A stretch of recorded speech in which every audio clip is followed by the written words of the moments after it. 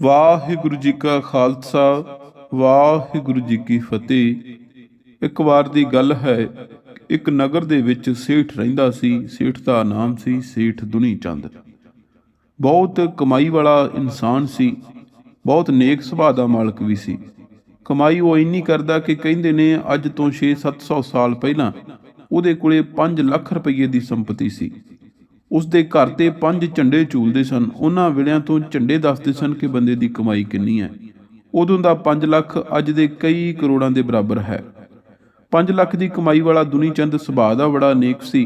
ਸਮੇਂ-ਸਮੇਂ ਤੇ ਦਾਨ ਪੁੰਨ ਕਰਿਆ ਕਰਦਾ ਸੀ। ਉਹ ਆਪਣੇ ਘਰ ਆਏ ਕਿਸੇ ਵੀ ਸ਼ਖਸ ਨੂੰ ਖਾਲੀ ਹੱਥ ਨਹੀਂ ਸੀ ਮੋੜਦਾ।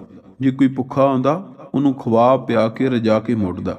ਜੇ ਕੋਈ ਹੋਰ ਬੇਨਤੀ ਲੈ ਕੇ ਆਉਂਦਾ ਉਸ ਦੀ ਗੱਲ ਮੰਨਦਾ। ਜਿੰਨੀ ਕੁ ਉਸ ਤੋਂ ਮਦਦ ਹੁੰਦੀ ਸਰਦਾ ਬਣਦਾ ਉਹਨੂੰ ਦੇ ਕੇ ਤੋਰਦਾ। ਸੋ ਉਸ ਦੇ ਨੇਕ ਸੁਭਾਅ ਦੇ ਵੀ ਚਾਰ ਚਫੇਰੇ ਚਰਚੇ ਸਨ। ਸ਼ਰਾਧਾਂ ਦਾ ਸਮਾਂ ਚੱਲਦਾ ਸੀ। ਉਸਨੇ ਆਪਣੇ ਘਰ ਦੇ ਵਿੱਚ ਬਹੁਤ ਵਿਸ਼ਾਲ ਲੰਗਰ ਦਾ ਆਯੋਜਨ ਕੀਤਾ ਹੋਇਆ ਸੀ। ਉਹਨਾਂ ਵੇਲਿਆਂ ਦੇ ਵਿੱਚ ਸ਼ਰਾਧਾਂ ਦੀ ਬੜੀ ਮਾਨਤਾ ਸੀ। ਲੋਕਾਂ ਦੇ ਵਿੱਚ ਆਮ ਭਾਵਨਾ ਸੀ, ਆਮ ਧਾਰਨਾ ਸੀ ਕਿ ਆਪਣੇ ਵੱਡਿਆਂ ਵਡੇਰਿਆਂ ਦੀ ਭੁੱਖ ਮਿਟਾਉਣ ਦੇ ਲਈ ਸ਼ਰਾਧ ਕਰਨਾ ਬੜਾ ਜ਼ਰੂਰੀ ਹੈ, ਨਹੀਂ ਤੇ ਉਹ ਸਾਰਾ ਸਾਲ ਭੁੱਖੇ ਰਹਿ ਜਾਂਦੇ ਨੇ ਜੋ ਇਸ ਜਹਾਨੋਂ ਰੁਖਸਤ ਹੋ ਚੁੱਕੇ ਨੇ। ਸੋ ਉਸਨੇ ਆਪਣੇ ਘਰ ਦੇ ਵਿੱਚ ਬਹੁਤ ਵੱਡਾ ਲੰਗਰ ਲਗਾਇਆ ਹੋਇਆ ਸੀ। ਕਈ ਦਿਨਾਂ ਤੋਂ ਉਹ ਚੱਲ ਰਿਹਾ ਸੀ। ਦੂਰੋਂ ਨੇੜਿਓਂ ਸਾਧੂ ਵੀ ਆਉਂਦੇ ਸਨ, ਫਕੀਰ ਵੀ ਆਉਂਦੇ ਸਨ, ਸੰਤ ਲੋਕ ਵੀ ਆਉਂਦੇ ਸਨ ਤੇ ਦੂਰੋਂ ਦੂਰੋਂ ਨਗਰਾਂ ਤੋਂ ਗਰੀਬ ਲੋਕ ਵੀ ਆ ਕੇ ਉਸਦੇ ਘਰ ਭੋਜਨ ਕਰਦੇ ਸਨ। ਇਸੇ ਤਰ੍ਹਾਂ ਉਸ ਨਗਰ ਦੇ ਵਿੱਚ ਇੱਕ ਬਹੁਤ ਕਰਨੀ ਵਾਲੇ ਸੰਤ ਜੀ ਪਹੁੰਚੇ ਹੋਏ ਸਨ। ਬਹੁਤ ਉਹਨਾਂ ਦੀ ਮਾਨਤਾ ਸੀ। ਨਗਰ ਤੋਂ ਥੋੜੀ ਦੂਰ ਬਾਹਰ ਉਹਨਾਂ ਨੇ ਡੇਰਾ ਲਗਾ ਲਿਆ। ਕਾਫੀ ਸਾਰੇ ਰੁੱਖਾਂ ਦੀ ਝਿੜੀ ਬਣੀ ਹੋਈ ਸੀ, ਉਸਦੇ ਥੱਲੇ ਉਹਨਾਂ ਨੇ ਡੇਰਾ ਲਗਾ ਲਿਆ। ਇੱਕ ਦਿਨ ਦੁਨੀ ਚੰਦ ਨੂੰ ਪਤਾ ਲੱਗਿਆ ਕਿ ਨਗਰ ਦੇ ਬਾਹਰ ਇੱਕ ਸੰਤ ਜੀ ਆਏ ਨੇ, ਪਰ ਉਹ ਮੇਰੇ ਘਰ ਭੋਜਨ ਕਰਨ ਨਹੀਂ ਆਏ। ਸ਼ਾਮ ਨੂੰ ਦੁਨੀ ਚੰਦ ਸੇਠ ਆਪਣੇ ਕੁਝ ਸੰਗੀਆਂ ਸਾਥੀਆਂ ਦੇ ਨਾਲ ਉਸ ਜਗ੍ਹਾ ਤੇ ਪਹੁੰਚਦਾ ਹੈ ਜਿੱਥੇ ਸੰਤ ਜੀ ਰਹਿ ਰਹੇ ਸਨ। ਜਾ ਕੇ ਉਹਨਾਂ ਨੂੰ ਬੇਨਤੀ ਕਰਦਾ ਹੈ ਕਿ ਕੱਲ ਦਾ ਖਾਣਾ ਤੁਸੀਂ ਮੇਰੇ ਵੱਲ ਖਾਣਾ ਹੈ। ਮੇਰੀ ਬੇਨਤੀ ਸਵੀਕਾਰ ਕਰਕੇ ਸਾਡੇ ਘਰ ਚਰਨ ਜ਼ਰੂਰ ਪਾਇਓ। ਸੰਤ ਜੀ ਨੇ ਕਿਹਾ ਕਿ ਜ਼ਰੂਰ ਆਵਾਂਗੇ। ਜਦੋਂ ਸੰਤ ਜੀ ਘਰ ਜਾਂਦੇ ਨੇ ਉਹਨਾਂ ਦੀ ਬਹੁਤ ਸੇਵਾ ਹੁੰਦੀ ਹੈ, ਉਹਨਾਂ ਦੀ ਆਓ ਭਗਤ ਕੀਤੀ ਜਾਂਦੀ ਹੈ। ਫਿਰ ਜਦੋਂ ਉਹ ਪ੍ਰਸ਼ਾਦਾ ਛਕਦੇ ਨੇ, ਛਕਣ ਤੋਂ ਪਹਿਲਾਂ ਉਹ ਪੁੱਛ ਲੈਂਦੇ ਨੇ ਦੁਨੀ ਚੰਦ ਤੋਂ, ਇੰਨੇ ਵਿਸ਼ਾਲ ਲੰਗਰ ਦਾ ਤੂੰ ਪ੍ਰਬੰਧ ਕੀਤਾ ਹੋਇਆ ਹੈ, ਇਸ ਦੇ ਪਿੱਛੇ ਕੀ ਕਾਰਨ ਹੈ? ਇੰਨੇ ਲੋਕਾਂ ਨੂੰ ਤੂੰ ਭੋਜਨ ਕਰਵਾ ਰਿਹਾ ਹੈ, ਕੋਈ ਖਾਸ ਵਜ੍ਹਾ ਜ਼ਰੂਰ ਹੋਵੇਗੀ, ਅਸੀਂ ਕਾਰਨ ਜਾਣਨਾ ਚਾਹੁੰਦੇ ਹਾਂ। ਤਾਂ ਦੁਨੀ ਚੰਦ ਉੱਤਰ ਦਿੰਦਾ, ਕਹਿੰਦਾ ਸੰਤ ਜੀ, ਸ਼ਰਾਧਾਂ ਦਾ ਮਹੀਨਾ ਚੱਲ ਰਿਹਾ ਹੈ ਸੰਤ ਜੀ। ਪਿੱਤਰਾਂ ਦੀ ਖੁਸ਼ੀ ਲਈ ਬਹੁਤ ਜ਼ਰੂਰੀ ਹੈ। ਆਪਣੇ ਵੱਡ ਵਡੇਰਿਆਂ ਤੱਕ ਭੋਜਨ ਪਹੁੰਚਾਉਂਦਾ ਸਭ ਤੋਂ ਬਿਹਤਰ ਤਰੀਕਾ ਹੈ। ਮੇਰੇ ਵੱਡ ਵਡੇਰੇ ਨਹੀਂ ਤਾਂ ਨਾਰਾਜ਼ ਹੋ ਜਾਣਗੇ। ਜਿਹੜੀਆਂ ਮੈਂ ਕਮਾਈਆਂ ਕਰਦਾ ਹਾਂ ਇਹਨਾਂ ਦੇ ਵਿੱਚ ਮੈਨੂੰ ਘਾਟੇ ਪੈਣ ਲੱਗ ਪੈਣਗੇ ਜੇ ਸਾਡੇ ਵੱਡ ਵਡੇਰੇ ਨਾਰਾਜ਼ ਹੋ ਗਏ। ਇਸ ਕਰਕੇ ਮੈਂ ਨਹੀਂ ਚਾਹੁੰਦਾ ਕਿ ਕੋਈ ਨਾਰਾਜ਼ ਹੋ ਜਾਵੇ। ਮੈਂ ਇਸ ਕਰਕੇ ਲੋਕਾਂ ਨੂੰ ਭੋਜਨ ਕਰਵਾ ਰਿਹਾ। ਸੰਤ ਜੀ ਨੇ ਉਸ ਦੀ ਗੱਲ ਸੁਣੀ ਤੇ ਉਸ ਤੋਂ ਬਾਅਦ ਉਸ ਨੂੰ ਕਹਿਣ ਲੱਗੇ ਕਿ ਭਾਈ ਠੀਕ ਹੈ, ਮੈਨੂੰ ਨਹੀਂ ਪਤਾ ਤੇਰੇ ਪਿੱਤਰਾਂ ਤੱਕ ਭੋਜਨ ਪਹੁੰਚ ਰਿਹਾ ਕਿ ਨਹੀਂ ਪਹੁੰਚ ਰਿਹਾ, ਪਰ ਤੇਰੇ ਬਾਪ ਤੱਕ ਇਹ ਭੋਜਨ ਹਰਗਿਜ਼ ਨਹੀਂ ਪਹੁੰਚ ਰਿਹਾ। ਉਹ ਬੜਾ ਹੈਰਾਨ ਹੁੰਦਾ ਤੇ ਉਹਨੂੰ ਲੱਗਦਾ ਕਿ ਸੰਤ ਜੀ ਮਜ਼ਾਕ ਕਰ ਰਹੇ ਨੇ। ਕਹਿੰਦਾ ਨਹੀਂ, ਤੁਸੀਂ ਮੇਰੇ ਨਾਲ ਮਜ਼ਾਕ ਨਾ ਕਰੋ, ਤੁਸੀਂ ਭੋਜਨ ਕਰੋ, ਮੈਨੂੰ ਦੁਆਵਾਂ ਦਿਓ, ਮੈਨੂੰ ਅਸੀਸਾਂ ਦਿਓ। ਤਾਂ ਸੰਤ ਜੀ ਅੱਗੋਂ ਕਹਿੰਦੇ ਕਿ ਨਹੀਂ ਭਾਈ, ਮੈਂ ਮਜ਼ਾਕ ਨਹੀਂ ਕਰ ਰਿਹਾ, ਇਹ ਗੱਲ ਸੱਚੀ ਹੈ। ਤੇਰੇ ਬਾਪ ਤੱਕ ਇਹ ਭੋਜਨ ਨਹੀਂ ਪਹੁੰਚ ਰਿਹਾ। ਉਹ ਤੇ ਇੱਥੋਂ 40 ਕੋਹ ਦੂਰ ਜੰਗਲ ਵਿੱਚ ਬੈਠਾ ਹੈ। ਉਹ ਫਿਰ ਹੈਰਾਨ ਹੋ ਗਿਆ। ਕਹਿੰਦਾ ਇਹ ਕਿਵੇਂ ਹੋ ਸਕਦਾ? ਉਹਨਾਂ ਨੂੰ ਇਸ ਜਹਾਨੋਂ ਰੁਖਸਤ ਹੋਇਆਂ ਨੂੰ 2-3 ਸਾਲ ਹੋ ਗਏ ਨੇ। ਤਾਂ ਸੰਤ ਜੀ ਕਹਿੰਦੇ ਬਿਲਕੁਲ, ਉਹ ਰੁਖਸਤ ਹੋ ਚੁੱਕੇ ਨੇ, ਪਰ ਜੰਗਲ ਦੇ ਵਿੱਚ ਬੈਠਾ ਹੋਇਆ ਹੈ। ਉਹ ਲਗੜ ਬੱਗੇ ਦੇ ਰੂਪ ਦੇ ਵਿੱਚ, ਉਸ ਦਾ ਪੁਨਰ ਜਨਮ ਲਗੜ ਬੱਗੇ ਦੇ ਰੂਪ ਦੇ ਵਿੱਚ ਹੋਇਆ ਹੈ। ਹੁਣ ਦੁਨੀ ਚੰਦ ਸੇਠ ਬਹੁਤ ਹੈਰਾਨ ਵੀ ਹੋਇਆ, ਪਰੇਸ਼ਾਨ ਵੀ ਹੋਇਆ। ਕਹਿੰਦਾ ਸੰਤ ਜੀ, ਮੁਆਫ ਕਰਨਾ, ਮੈਂ ਤੁਹਾਨੂੰ ਟੋਕਣਾ ਨਹੀਂ ਚਾਹੁੰਦਾ, ਪਰ ਇਹ ਸੰਭਵ ਨਹੀਂ, ਇਹ ਹੋ ਨਹੀਂ ਸਕਦਾ। ਤਾਂ ਸੰਤ ਜੀ ਕਹਿੰਦੇ ਕਿ ਕਿਉਂ ਨਹੀਂ ਹੋ ਸਕਦਾ? ਤਾਂ ਕਹਿੰਦਾ ਕਿ ਉਹਨਾਂ ਦੀ ਸੇਵਾ ਬੜੀ ਸੀ। ਉਹਨਾਂ ਨੇ ਜਿੰਨੀ ਕਮਾਈ ਕੀਤੀ ਉਹਦਾ ਇੱਕ ਵੱਡਾ ਹਿੱਸਾ ਉਹ ਦਾਨ ਦਿੰਦੇ ਰਹੇ ਨੇ। ਉਹ ਗਰੀਬਾਂ ਮਸਕੀਨਾਂ ਦੀ ਬਹੁਤ ਸੇਵਾ ਕਰਦੇ ਰਹੇ ਨੇ। ਮੈਂ ਤਾਂ ਉਹਨਾਂ ਦੇ ਮੁਕਾਬਲੇ ਕੁਝ ਵੀ ਨਹੀਂ। ਉਹਨਾਂ ਨੇ ਲੋਕਾਂ ਦੀ ਹਰੇਕ ਦੁੱਖ ਦੇ ਵਿੱਚ, ਹਰੇਕ ਮੁਸ਼ਕਲ ਦੇ ਵਿੱਚ, ਮੁਸੀਬਤ ਦੇ ਵਿੱਚ ਬਾਂਹ ਫੜੀ ਹੈ। ਇਹ ਨਹੀਂ ਸੰਭਵ।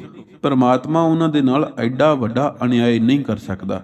ਇਵੇਂ ਨਹੀਂ ਹੋ ਸਕਦਾ ਕਿ ਉਹਨਾਂ ਦਾ ਪੁਨਰ ਜਨਮ ਹੋਇਆ ਹੋਵੇ, ਉਹਨਾਂ ਦੀ 100% ਮੁਕਤੀ ਹੋਈ ਹੋਵੇਗੀ। ਤਾਂ ਸੰਤ ਜੀ ਕਹਿੰਦੇ ਕਿ ਨਹੀਂ, ਮੇਰੀ ਗੱਲ ਤੇ ਤੈਨੂੰ ਯਕੀਨ ਨਹੀਂ ਤਾਂ ਇੱਥੋਂ ਫਲਾਣੀ ਦਿਸ਼ਾ ਦੇ ਵਿੱਚ ਜਾ, ਉੱਥੇ 40 ਕੋਹ ਦੂਰ ਜਾ ਕੇ ਜੰਗਲ ਦੇ ਵਿੱਚ ਇੱਕ ਝਾੜੀਆਂ ਦੇ ਵਿੱਚ ਤੂੰ ਜਾ ਕੇ ਦੇਖੀ, ਇੱਕ ਦੁਰਬਲ ਜਿਹਾ ਲਗੜ ਬੱਗਾ ਬੈਠਾ ਹੈ।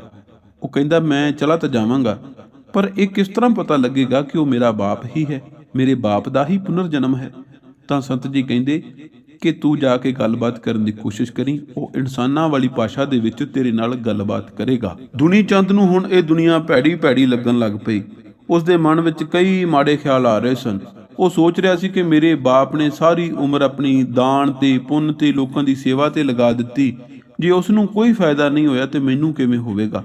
ਉਹ ਮਨ ਦੇ ਵਿੱਚ ਬੜੀ ਉਧੇੜ ਬੁਣ ਕਰਦਾ ਹੋਇਆ ਉਸਨੇ ਸੋਚਿਆ ਕਿ ਹੁਣ ਮੈਂ 1 ਮਿੰਟ ਵੀ ਇਸ ਲੰਗਰ ਦੇ ਵਿੱਚ, ਇਸ ਯੱਗ ਦੇ ਵਿੱਚ ਨਹੀਂ ਗਵਾਉਣਾ, ਮੈਨੂੰ ਤੁਰੰਤ ਜੰਗਲ ਵੱਲ ਨੂੰ ਕੂਚ ਕਰਨਾ ਚਾਹੀਦਾ ਹੈ।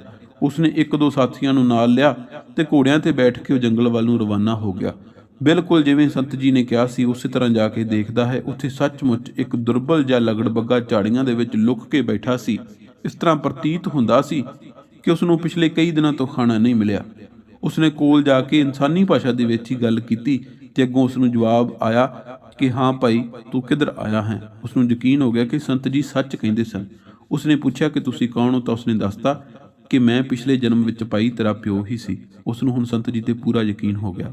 ਫਿਰ ਉਸਨੇ ਪੁੱਛਿਆ ਕਿ ਤੁਹਾਡੀ ਇਹ ਦਸ਼ਾ ਕਿਸ ਤਰ੍ਹਾਂ ਹੋਈ, ਤੁਸੀਂ ਦਾਨ ਪੁੰਨ ਕਰਨ ਵਾਲੇ ਇਨਸਾਨ, ਤੁਹਾਨੂੰ ਇਹ ਯੂਨ ਦੇ ਵਿੱਚ ਕਿਉਂ ਪਾਇਆ ਗਿਆ।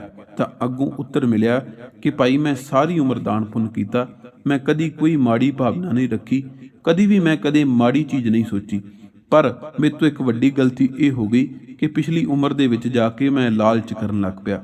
ਮੈਨੂੰ ਮਨ ਦੇ ਵਿੱਚ ਇਹ ਆਉਂਦਾ ਸੀ ਕਿ ਵੱਧ ਤੋਂ ਵੱਧ ਰੁਪਈਆ ਜੋੜਨ ਲੱਗ ਪਵਾਂ। ਮੈਂ ਰੁਪਈਏ ਦਾ, ਮਾਇਆ ਦਾ ਲਾਲਚ ਕਰਨ ਲੱਗ ਪਿਆ। ਮੈਂ ਕੁਝ ਮਾੜੇ ਸ਼ੌਂਕ ਵੀ ਪਾਲ ਲਏ ਸਨ, ਜਿਨ੍ਹਾਂ ਵਿੱਚ ਮਾਸ ਖਾਣਾ ਤੇ ਮਦਰਾ ਪੀਣ ਵਰਗੇ ਸ਼ੌਂਕ ਸ਼ਾਮਿਲ ਸਨ। ਇਸ ਕਰਕੇ ਮੇਰੀ ਮੁਕਤੀ ਨਹੀਂ ਹੋ ਸਕੀ। ਮੈਂ ਅਕਸਰ ਸੋਚਦਾ ਹੁੰਦਾ ਸੀ ਕਿ ਮੈਂ ਇੰਨਾ ਰੁਪਈਆ ਜੋੜ ਲਿਆ, ਹੁਣ ਅਖੀਰਲੇ ਵੇਲੇ ਮੈਂ ਐਸ਼ੋ ਆਰਾਮ ਕਰ ਲਵਾਂ। ਇਸ ਕਰਕੇ ਮੈਂ ਸਾਰੇ ਪਰਿਵਾਰ ਤੋਂ ਚੋਰੀ ਐਸ਼ੋ ਆਰਾਮ ਵੀ ਕਰਦਾ ਰਿਹਾ।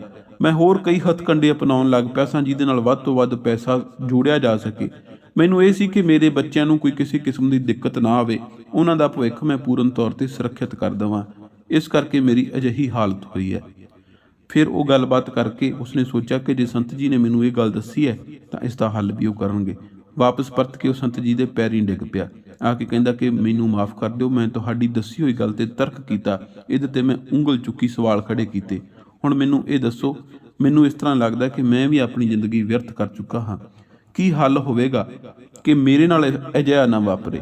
ਕੀ ਕਰਾਂ ਕਿ ਮੇਰਾ ਘੱਟੋ ਘੱਟ ਅਗਲਾ ਜੀਵਨ ਸਵਾਰਿਆ ਜਾ ਸਕੇ? ਤਾਂ ਸੰਤ ਜੀ ਨੇ ਉੱਤਰ ਦਿੱਤਾ ਕਿ ਦੇਖ ਭਾਈ, ਤੈਨੂੰ ਪਤਾ ਤੇ ਲੱਗ ਹੀ ਗਿਆ ਹੋਵੇਗਾ ਕਿ ਤੇਰੇ ਪਿਤਾ ਜੀ ਨਾਲ ਇਸ ਤਰ੍ਹਾਂ ਕਿਉਂ ਵਾਪਰਿਆ। ਜਦੋਂ ਵੀ ਸੇਵਾ ਕਰਨੀ ਹੈ ਉਦੋਂ ਕੁਝ ਲੈਣ ਦੀ ਭਾਵਨਾ ਮਨ ਵਿੱਚ ਨਾ ਰੱਖੀ। ਇਹ ਸੋਚੀ ਕਿ ਤੈਨੂੰ ਪਰਮਾਤਮਾ ਤਾਂ ਹੀ ਦੇ ਰਿਹਾ ਕਿਉਂਕਿ ਤੂੰ ਸੇਵਾ ਕਰਦਾ ਹੈ, ਲੋਕਾਂ ਦਾ ਦਾਨ ਕਰਦਾ ਹੈ। ਕਦੀ ਇਹ ਨਹੀਂ ਸੋਚਣਾ ਕਿ ਮੇਰੇ ਕੋਲੇ ਬਹੁਤ ਹੈ ਮੈਂ ਤਾਂ ਦਾਨ ਕਰਦਾ। ਹਮੇਸ਼ਾ ਇਹ ਸੋਚ ਕਿ ਮੈਂ ਬੜਾ ਦਾਨ ਕਰਦਾ ਹਾਂ ਤਾਂ ਮੇਰੇ ਕੋਲੇ ਬੜਾ ਹੈ। ਦੂਜੀ ਗੱਲ ਇਹ ਕਿ ਕਦੀ ਲਾਲਚ ਨਹੀਂ ਰੱਖਣਾ, ਲਾਲਸਾ ਨਹੀਂ ਰੱਖਣੀ, ਵੱਧ ਜੋੜਨ ਦਾ ਲਾਲਚ ਨਹੀਂ ਰੱਖਣਾ, ਕਿਸੇ ਗਰੀਬ ਦਾ ਗੱਲ ਨਹੀਂ ਕੁੱਟਣਾ ਆਪਦੇ ਫਾਇਦੇ ਲਈ, ਕਿਸੇ ਮਾੜੀ ਚੀਜ਼ ਦਾ ਸੇਵਨ ਨਹੀਂ ਕਰਨਾ। ਤੈਨੂੰ ਪਤਾ ਲੱਗ ਗਿਆ ਕਿ ਇਹਨਾਂ ਚੀਜ਼ਾਂ ਦਾ ਨਤੀਜਾ ਕੀ ਮਿਲਦਾ ਹੈ।